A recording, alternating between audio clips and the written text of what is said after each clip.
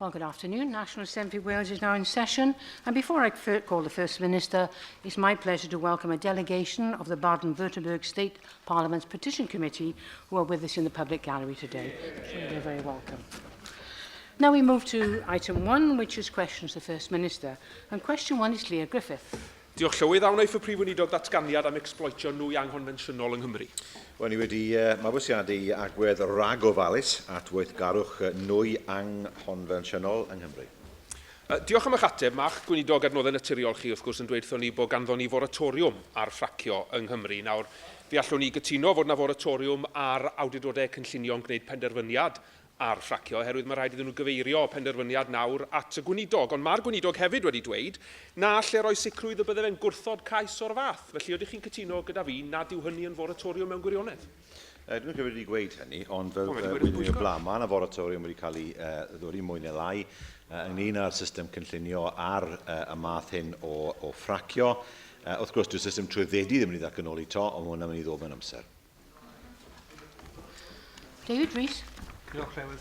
First Minister, I'm very pleased to order the moratorium is in place, particularly in fact, and also on coal bed methane extraction, which also on coal bed methane extraction because that's another unconventional gas extraction.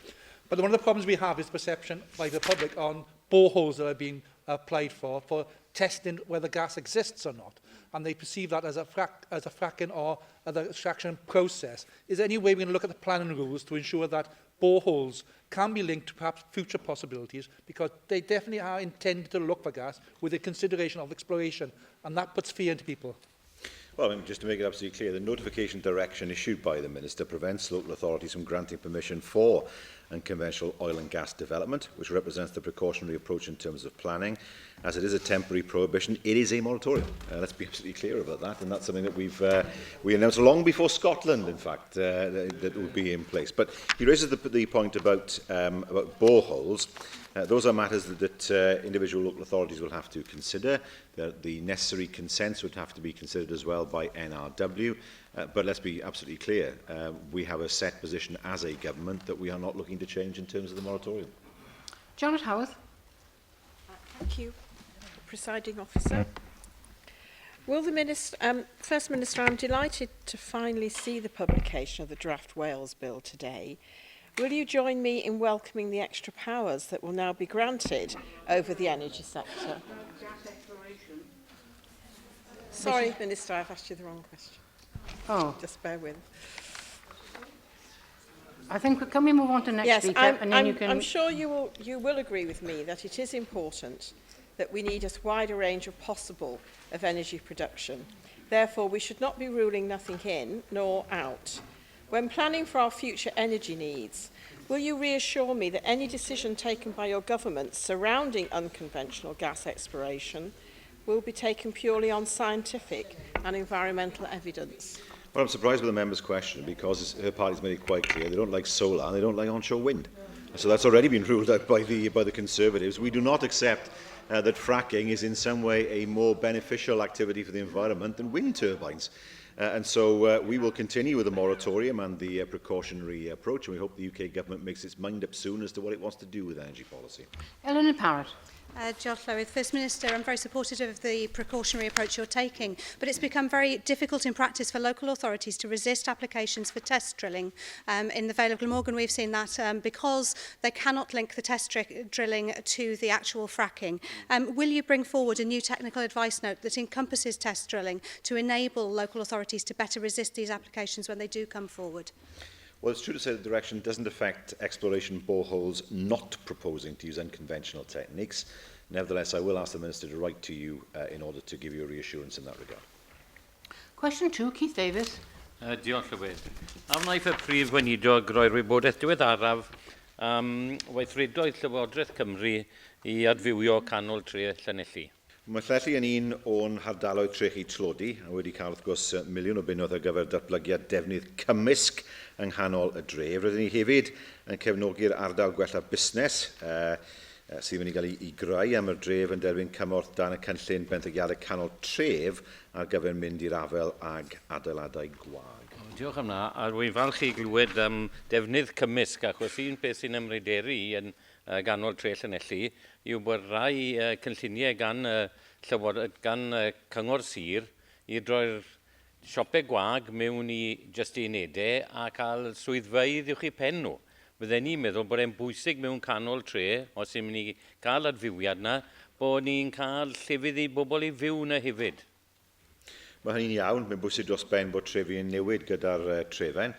Mae hwnna'n meddwl bod ni'n sicrhau mwy o bobl yn byw mewn trefi er mwyn sicrhau bod nhw ar gael fel cwsmeriaid i'r siopau yn enwedig yn y nos a busnesau eraill. Ac wrth gwrs mae'n bwysig I gael swyddfeydd, a mae cael y gymysgedd yn bwysig dros ben ynglyn â dyfodol unrhyw tref, ond allan ni ddim osgoi'r angen I sicrhau bod yna fwy o gyfleon ar gael I bobl I byw mewn tre, fel sy'n digwydd mewn gwledydd eraill er mwyn creu'r cwsmeriaid neu'r busnesau. We now move to questions to party leaders, and first this afternoon, Leader of the Opposition, Andrew Archie-Davies. Thank you, Presiding Officer. First Minister, who sets the policy in government? Is it ministers or civil servants? What a silly question, ministers. Well, I'm very pleased that you've confirmed that. I regret you think it's a silly answer. A silly question, should I say. Silly question. Silly answer. It is a silly answer. James Price last week in his evidence to the Public Accounts Committee on the disposal of the Rifu land, who is the Deputy Permanent Secretary, stated that discussions had gone on in government that if the disposal resulted in a loss of half the value being completely acceptable, and this was from a policy perspective. Now, those were the discussions that were going on in government. That's a direct quote what he said to the committee. So the policy perspective, as agreed by ministers, was that a loss, if the disposal of Rifu land went forward, would be agreeable. Do you recognise that statement from the Deputy Permanent Secretary, that it would have been agreeable to lose such a vast amount of taxpayers' money in the disposal of the land? That is his spin on it, and I'm not going to make a comment on an ongoing inquiry. It would be disrespectful to the committee.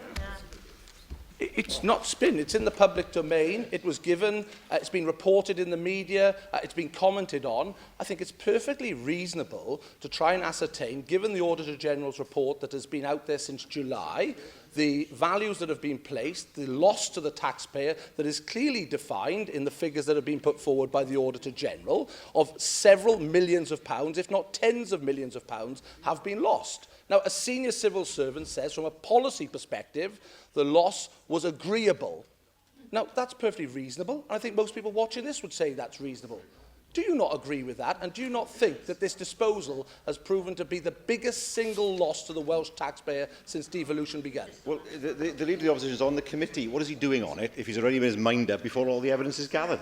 I mean, what is the point of a committee gathering evidence when somebody turns up before the committee's even finished and says, this is my view on it, before all the evidence is gathered?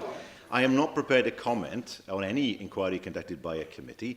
I think it's disrespectful to the committee, and I think it's important that all the evidence is assessed so the committee can come up with a report. I regret the fact that he's clearly not listening to that evidence. So no comment. Leader of Plaid Cymru, Leanne Wood. Diolch Llywydd. First Minister, today marks another sad day in the history of steel production in the UK. In addition to the loss of jobs in Scunthorpe and Lanarkshire, the steel firm Caparo has gone into partial administration with job losses expected in Wrexham and Tredegar. Can you please make a statement on what action the Welsh Government is taking to defend the remaining steel jobs that are left in Wales, please?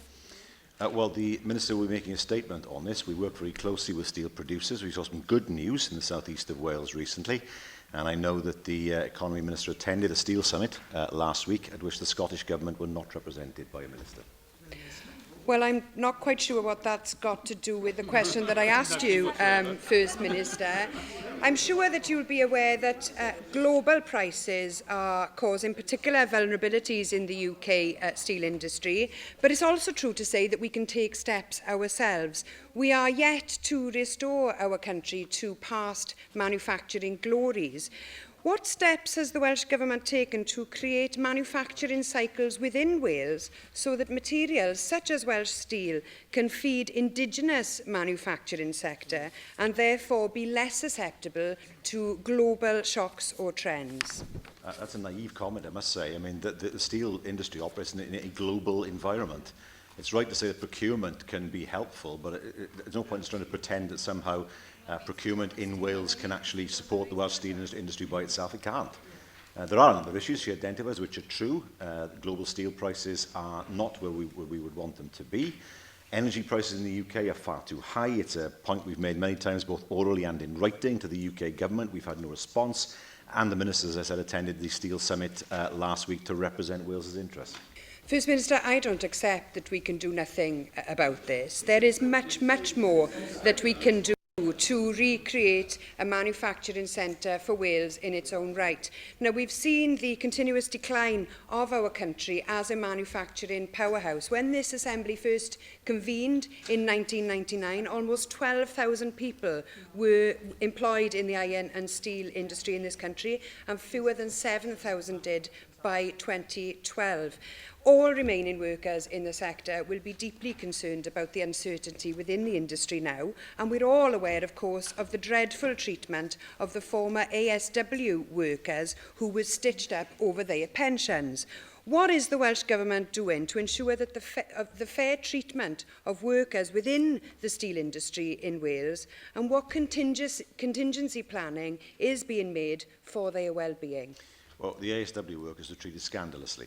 It's an issue we've raised with UK governments of both parties, or three parties, over many, many years. It's a matter that really needs to be resolved at the UK level. Sadly, it hasn't been done yet. In terms of the steel industry as a whole, we work very closely with Tata as not the only employer, but a major employer. We have looked to assist Tata as they've invested hundreds of millions of pounds, for example, in Portoba to turn the plant around. It was losing money, there's no question about that. That investment has meant that the plant has a better future. It's still difficult. I'm not going to pretend it's not difficult with the price of steel as it is. From our point of view, I don't accept that manufacturing is not important in Wales. It's true to say that the numbers employed in steel have declined, but we still have a large automotive sector, aeronautics sector. We have a large life sciences sector. Creative industries growing at the rate of knots. It doesn't mean we forget, of course, about the steel industry, but we do work very closely with steel employers to make sure that we understand their problems, and we have raised issues with the UK government, particularly about high energy prices. And now, Leader of the Welsh Liberal Democrats, Kirsty Williams. Thank you, Presiding Officer. First Minister, yesterday saw the publication of another report that makes sombre reading for the Welsh economy. This time it was about digital skills. According to Go On UK, over a third of Welsh people don't possess the basic 5 digital skills that they need to participate fully in the digital world. Why do you think that is? Well, first of all, other surveys show a different picture. The survey that you're referring to, we understand, surveyed 4,000 people, and they've not been able to tell us how many people were surveyed in Wales. So forgive my scepticism on that. The report goes on to say that whilst Ofcom have said that Wales indeed has greater access to superfast broadband speeds than anywhere else in the UK, some 40% of adults in some parts of Wales have never been online. So we're investing in infrastructure, but people are not choosing to use that infrastructure. Now, being excluded from the internet has a whole host of disadvantages for individuals, from missing out on the cheapest energy tariffs or insurance deals to being hampered in accessing a range of government services that are increasingly delivered online. Even if you don't believe the contents of this report, what steps are your government taking to ensure that nobody in Wales has to suffer from the disadvantages of digital exclusion? Well, first of all, regarding the report itself, when we see the methodology and the numbers involved, then of course we'll be able to offer a review. That's not been revealed to us. More broadly, there is a major difference in terms of age when it comes to accessing the internet. Some 99% of young people access the internet. It drops to below half for those over 65.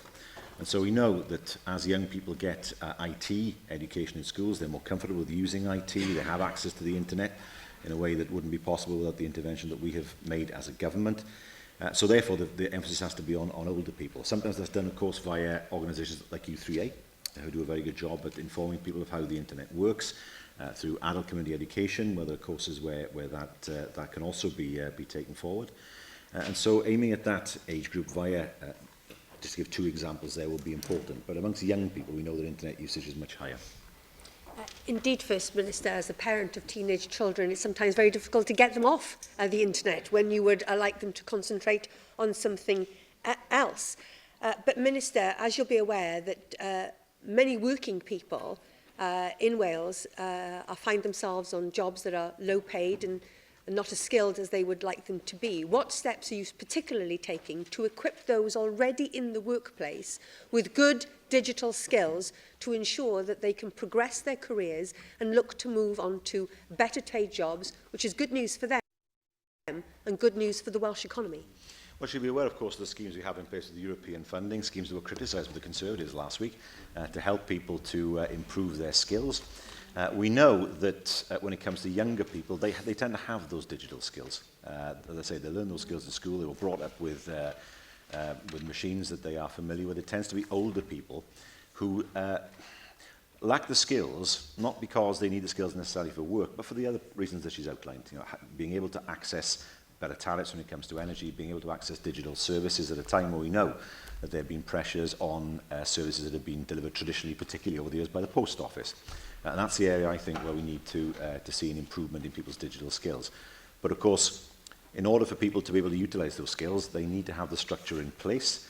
Superfast Cymru is putting that structure in place, and once it's there, I've no doubt that people will be able to see that they have something there that they can use and will want to know more about it. We now move back to questions on the paper, and question 3 is Gwenda Thomas. Diolch Llywydd. Will the First Minister make a statement, please, on the role of the Welsh Government's anti-slavery coordinator? Well, thank you. The coordinator works closely with a range of organisations to raise awareness of slavery, to increase referrals and, importantly, to provide support for survivors. And as a result of our work in Wales, we've seen an increase in both the number of survivors identified and cases being investigated. Diolch Prif Weinidog. Sunday marked the 5th British Anti-Slavery Day. When the day was created by Act of Parliament in 2010, the number of victims in Wales was thought to be around 15. In 2014, there were 70 identified victims of slavery in our country, and I emphasise identified. By its very nature, this is a crime that is underreported. The Welsh Government is committed to stamping out this evil trade, I've no doubt of that. I take it as a very good sign, First Minister, that police officers from around the whole of the UK are now coming to Wales to be trained on how to deal with the problem. And yet the increase in cases demonstrates the scale of the challenge to us. Will our anti-slavery coordinator, Steve Chapman, be working with police forces to help them share their expertise and provide training to other public and private sector bodies in Wales? Yes, I was at an event on Saturday morning in my constituency organised by the local Sir Optimists on this very issue. I listened to Steve give a presentation as well as a police officer, and they were very powerful presentations. One of the issues that is sometimes difficult to resolve is that many of the victims exhibit what they describe as Stockholm Syndrome. In other words, they don't see themselves as victims. They see what they've gone through as a normal part of life, even though those outside would see the levels of exploitation that amount to slavery, and working with the victims in order for them to be able to ultimately give evidence to prosecute their exploiters is exceptionally important. The other issue, of course, that we've emphasised is giving people the training to identify slavery. The point I made on Saturday morning at the event was people's idea of slavery tends to be something that happened with the end of the American Civil War. And it disappeared. Slavery is not seen as something that necessarily exists as people think of it in the modern era, even though that it does. So in the first 6 months of this year, over 2,000 people in Wales received anti-slavery awareness training, delivered to a consistent standard. And we have worked with other partners, including police senior investigating officers and Crown prosecutors, in order to overcome some of the difficulties that exist despite the new law being introduced in 2010 in terms of taking a case to a successful prosecution. Mohammed Ashgar.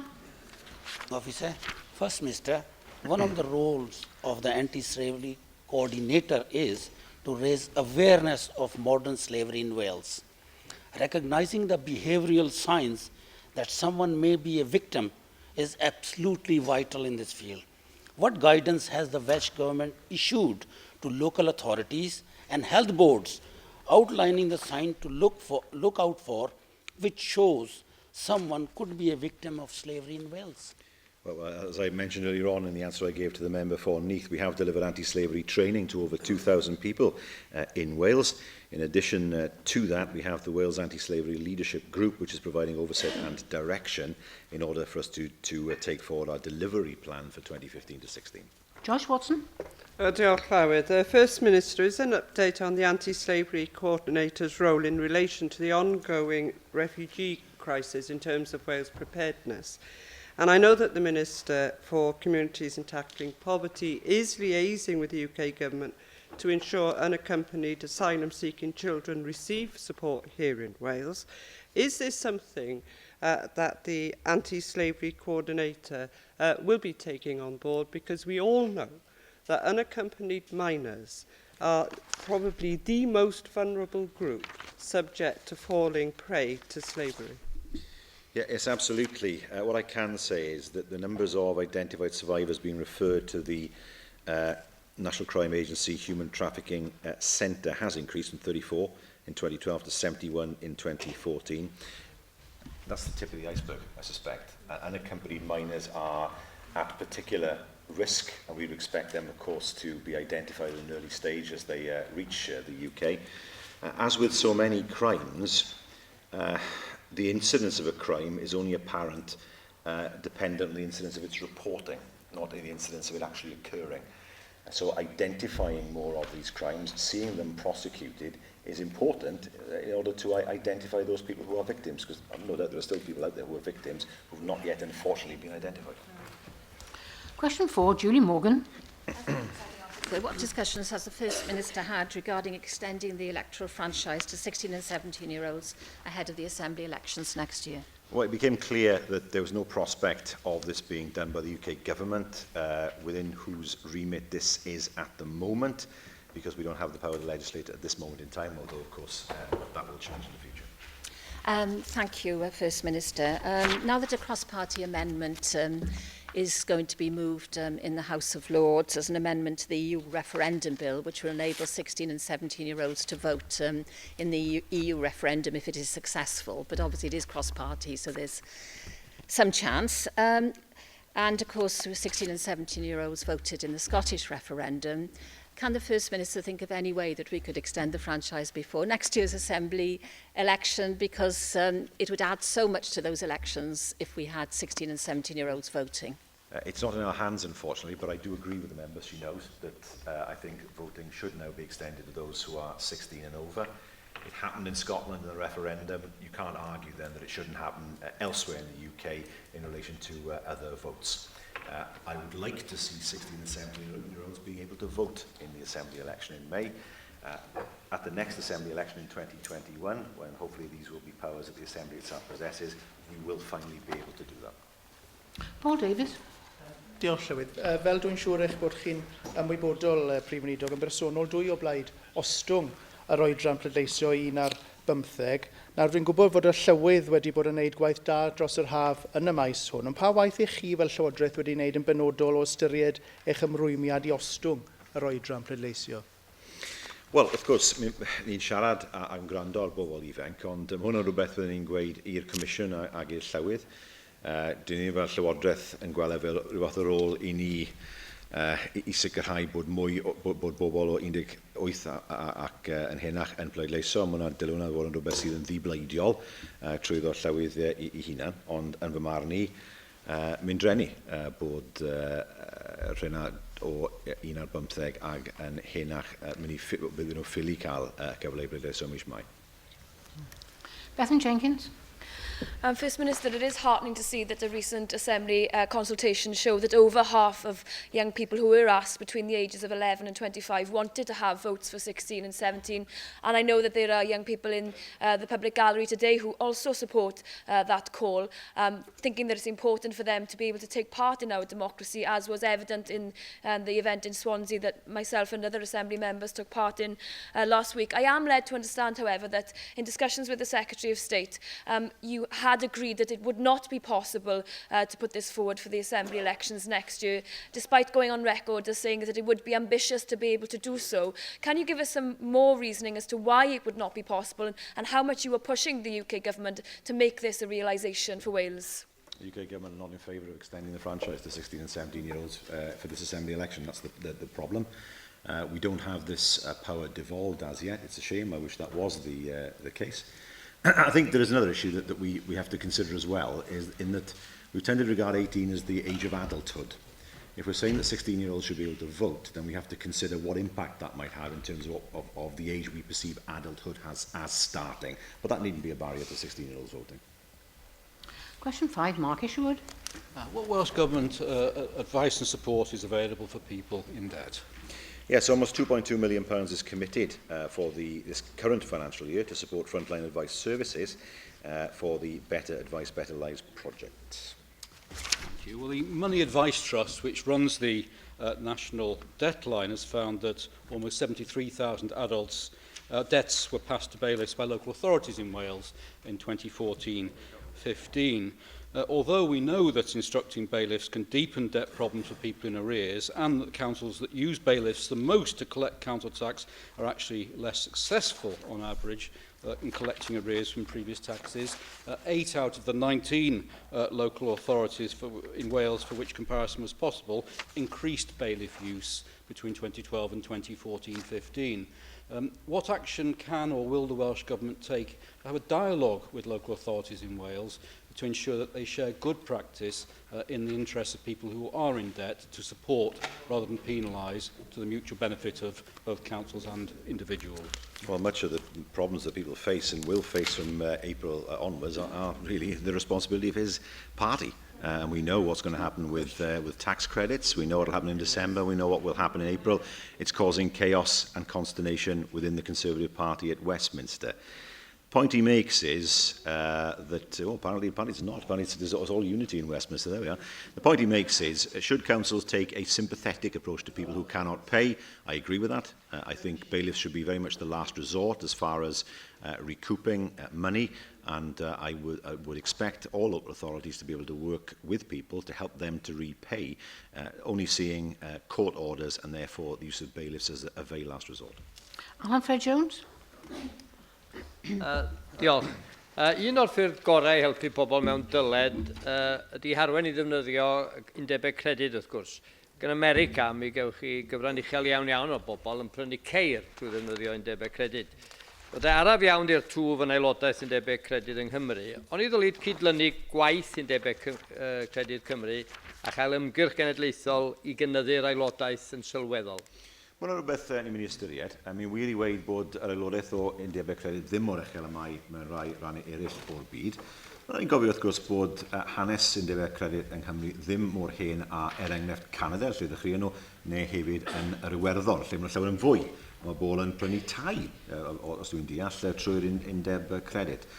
Ni moyn wrth gwrs i helpu bobl i fod yn aelodau undebau credyd, yn enwedig lle mae yna ddewis rhwng yr undeb credyd neu benthyg arian wrth rwy'n sy'n mynd i codi gormodd o arian nôl wrthyn nhw. A felly mae hwn yn rhywbeth ni wastad yn ystyried ni am ha ffordd yn lle sicrhau bod mwy o bobl yn aelodau o undebau credyd. Question 6, Casey Williams. Will the First Minister make a statement on access to cardiac services for the people of Brecon and Radnorshire?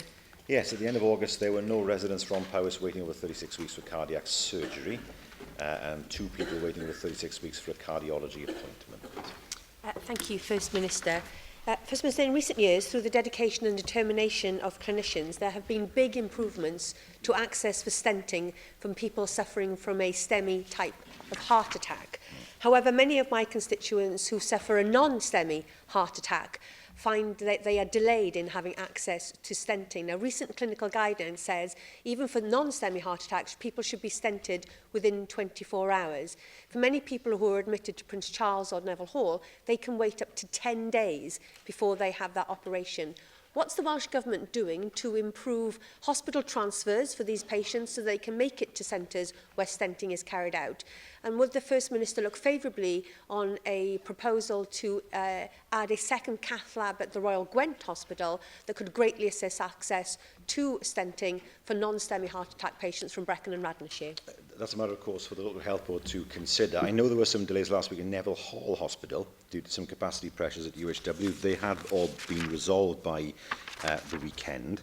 I know as well that a referral pathway from, for example, ABMU to Cardiff and Vale to deal with recurrent demand during 2015 to 16 is in place while capacity is increased at Morriston. But we know, of course, that that capacity is increasing at Morriston and is due to finish by June of next year.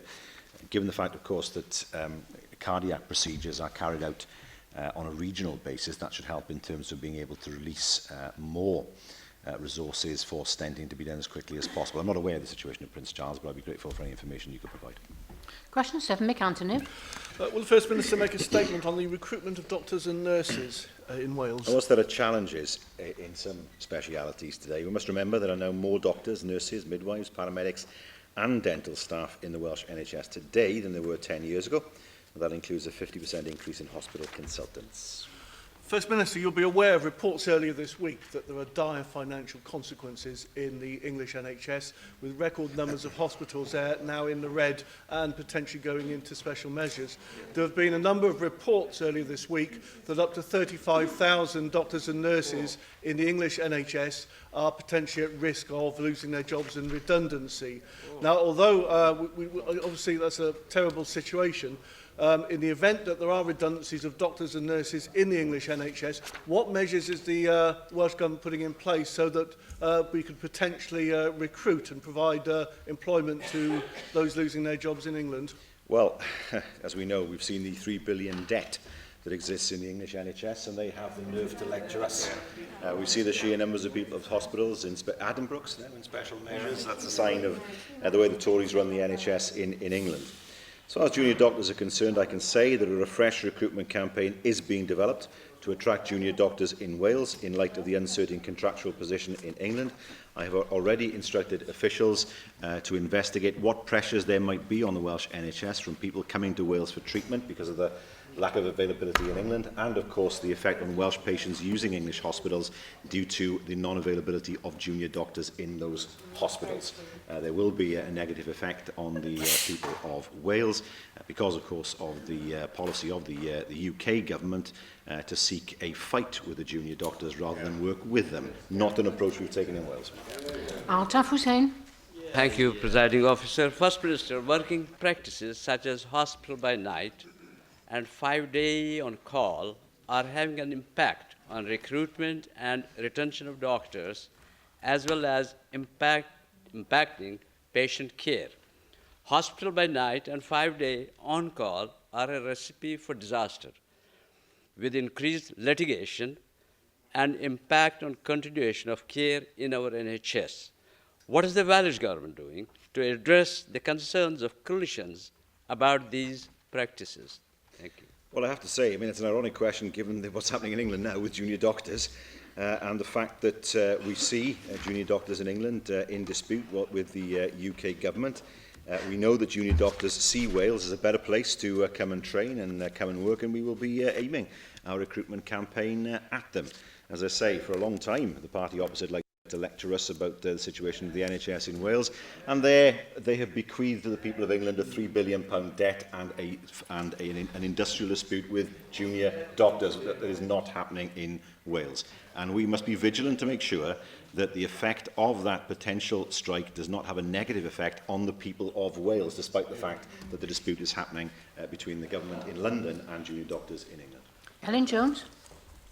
Prif Weinidog, fel chi di amlinellu'n barod I chi'n ymwybodol fod meddygon iau yn Lloegr ar fi'n cymryd y penderfyniad syfrdanol I o bosib fynd ar streic I wrthod cytundeb yr ysgrifennydd iechyd Jeremy Hunt fydd yn newid ac yn dirywio I ymodau gwaith nhw yn sylweddol iawn, a dwi'n cytuno gyda safbwynt eich llywodraeth chi ar hyn I wrthod cyflwyno cytundeb o'r fath yma yng Nghymru. Nawr, chi wedi dweud eich bod chi yn barod I ddefnyddio hyn at bwrpasau recrwtio posib denu meddygon nôl I Gymru neu meddygon newydd I Gymru o Loegr, a dwi ddim yn angytuno gyda chi ar hynny o gwbl, ond pa sicrwydd allwch chi roi I'r doctoriad a fydde o bosib yn ystyried gwneud hynny, fod yr ymodau gwaith yn Nghymru o ran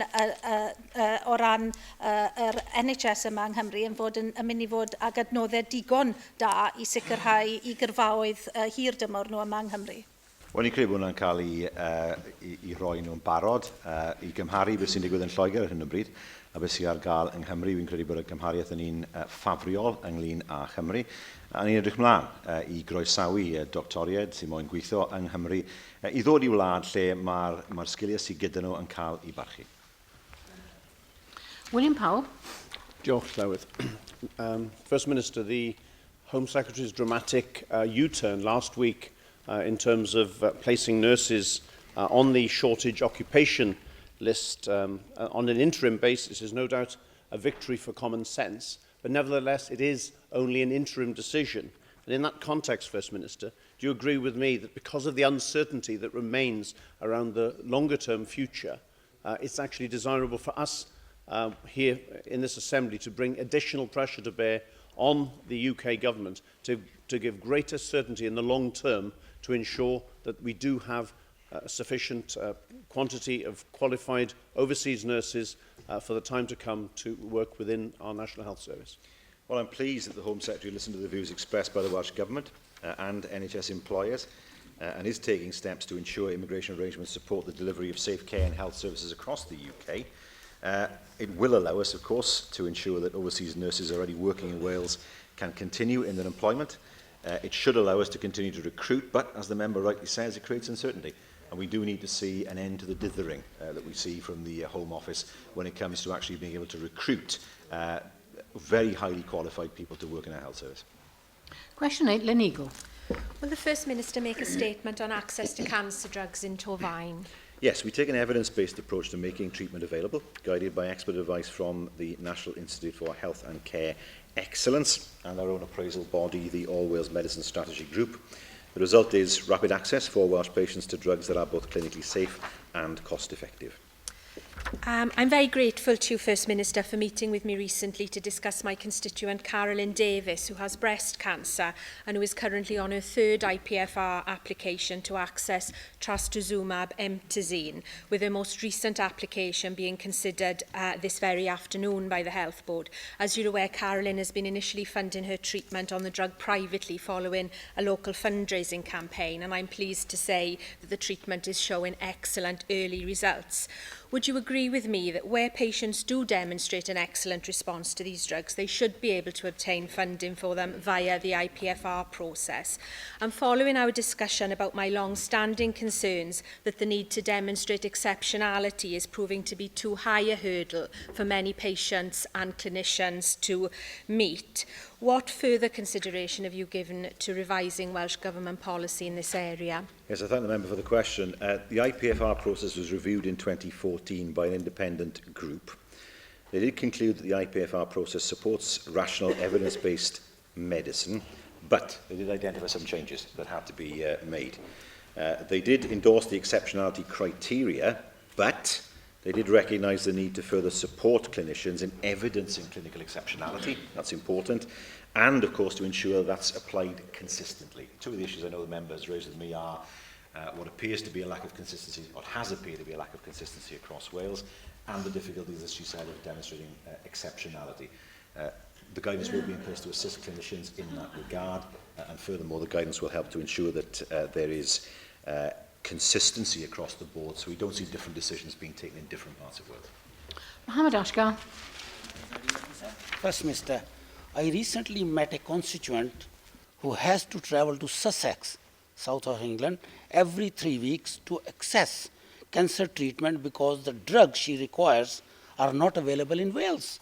Will the First Minister explain to the Chamber or the people living in Torfaen and elsewhere in Wales why he opposes a cancer drug fund that would help my constituent to get the treatment she needs in Wales? Well, first of all, I can't comment on individual circumstances. What I can say is the Cancer Drugs Fund in England has been destroyed by stealth and is disappearing next March anyway. So if the Cancer Drugs Fund is such a wonderful policy, why is his own party getting rid of it in March, and why has his own party removed many drugs from that list already? A question they don't like to answer. Lindsay Whittle. First Minister, with new research growth of stratified medicine, it's likely that the effectiveness of these treatments will increase for many.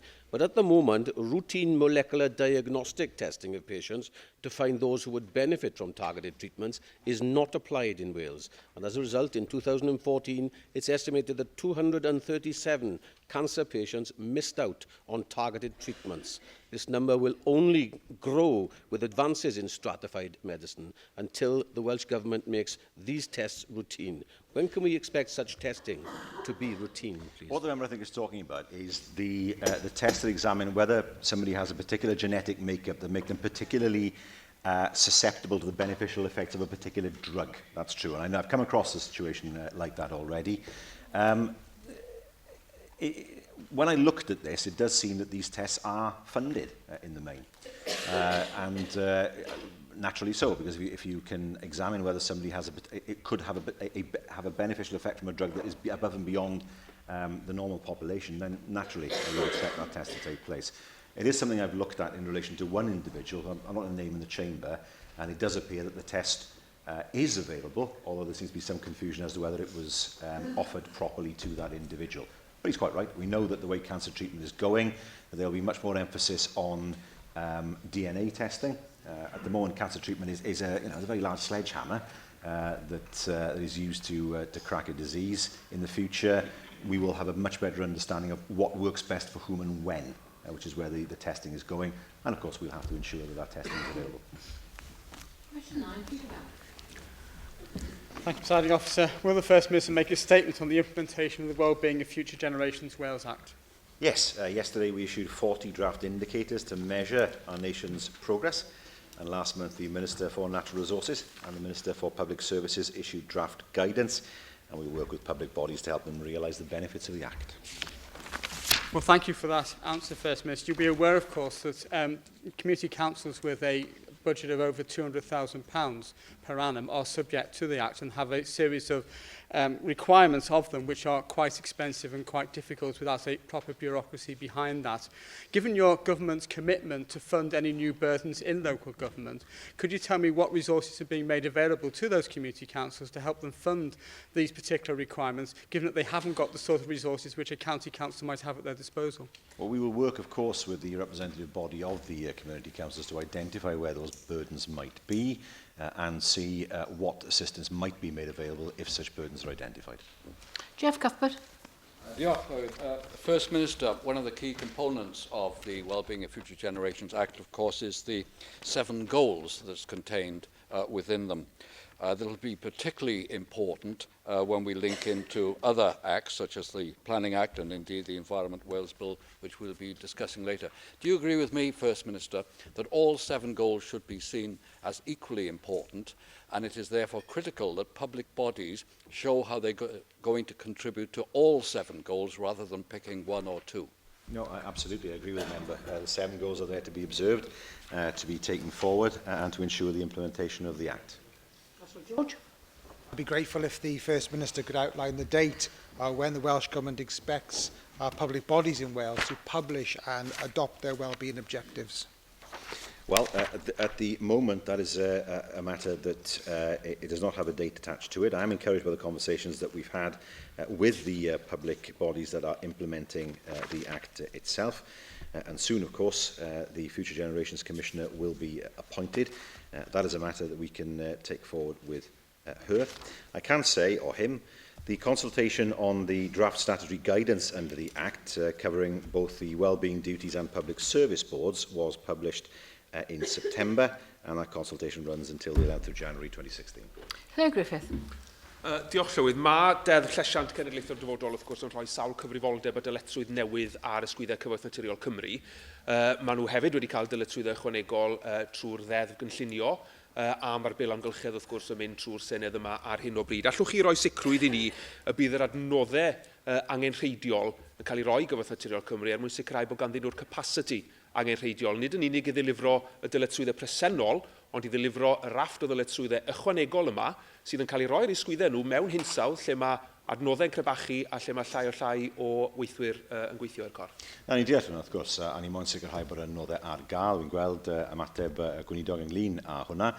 Ni'n deall, wrth gwrs, lle mae eisiau adnoddau.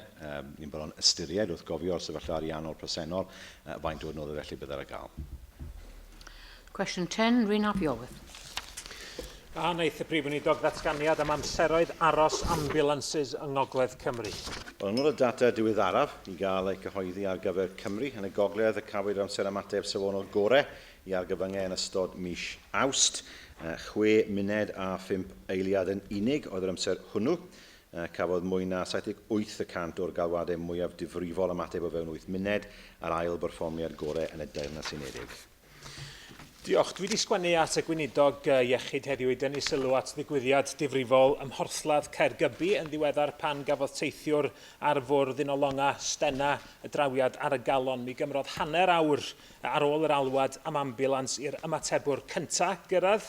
Mi oedd hi'n 3/4 awr arall cyn i'r ambulans gyrraedd a dawodd hi ddim am ysbyty Gwynedd tan dros awr a hanner ar ôl i'r alwad gael ei gwneud. Dydy hyn yn amlwg ddim yn derbyniol. Mae penaethiaid Porthladd Caergybi yn bryderus am ddiogelwch teithwyr a staff. Mae'n Porthladd wrth gwrs sy'n holl bwysig o ran cysylltedd rhyngwladol a dwi'n poeni am ddiogelwch pobl Caergybi a Môn. Rwan mae pobl Môn a Chymru yn prysur golli ffydd yn y gwasanaeth. Mae staff ambulans rhagorol yn teimlo dan fwy a fwy o straen. Pa bryd mae'r llywodraeth yma am allu cynllunio am wasanaeth ambulans sy'n deilwng o bobl Cymru a sut ydych chi am allu adfer ffydd pobl Caergybi a Môn yn y gwasanaeth ar ôl y digwyddiad yma? Ben i roi nhw fath o ddarganiad ynglyn â unigolyn, ond fi'n clywed bod yr aelod wedi sgrifennu i'r Gweinidog, ac wrth gwrs byddwn ni erbyn y Gweinidog i roi ymateb llawn i'r aelod. Ond ni'n gwybod, os ydych chi ar y gogledd yn gyfan gwbl, bod y perfformiad yn y gogledd yn un sydd yn dda. Thank you, First Minister. We now move to item 2.